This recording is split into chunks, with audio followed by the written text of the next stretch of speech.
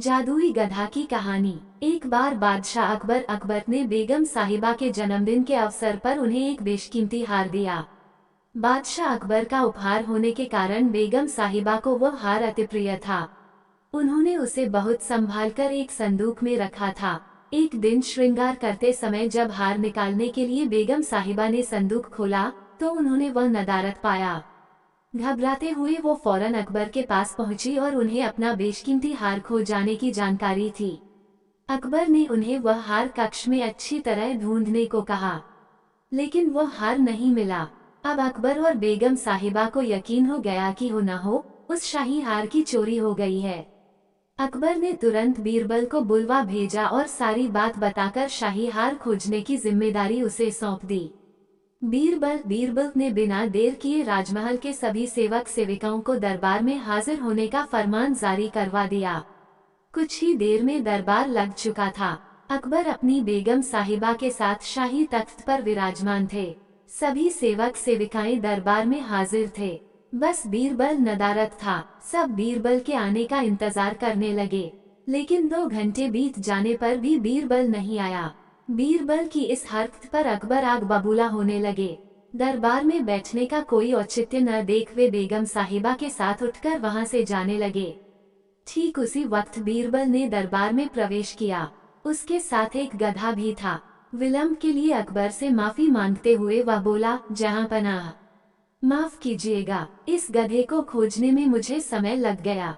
सबकी समझ के परे था कि बीरबल अपने साथ वो गधा दरबार में लेकर क्यों आया है।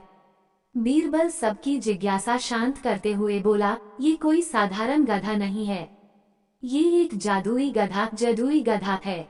मैं ये गधा यहाँ इसलिए लाया हूँ ताकि इस शाही हार के चोर का नाम बता सके। बीरबल की बात अब भी किसी के पल्ले नहीं पड़ रही थी। बीरबल कहने लगा, मैं इस जादुई गधे को पास ही के एक कक्ष में ले जाकर खड़ा कर रहा हूँ। एक एक कर सभी सेवक सेविकाओं को उस कक्ष में जाना होगा और इस गधे की पूंछ पकड़कर जोर से चिल्लाना होगा कि उसने चोरी नहीं की है। ध्यान रहे, आप सबकी आवाज बाहर सुनाई पड़नी चाहिए। अंत में ये गधा बताएगा कि चोर कौन है। बीरबल गधे को दरबार से लगे एक कक्ष में छोड़ आया और कतार बनाकर सभी सेवक सेविका उस कक्ष में जाने लगे। सबके कक्ष में जाने के बाद बाहर जोर से आवाज आती, मैंने चोरी नहीं की है। जब सारे सेवक सेविकाओं ने ऐसा कर लिया तो बीरबल गधे को बाहर ले आया। अब सबकी निगाहें गधे पर थी, लेकिन गधे को एक ओर खड़ा कर बीरबल एक विचित्र हरकत करने लगा।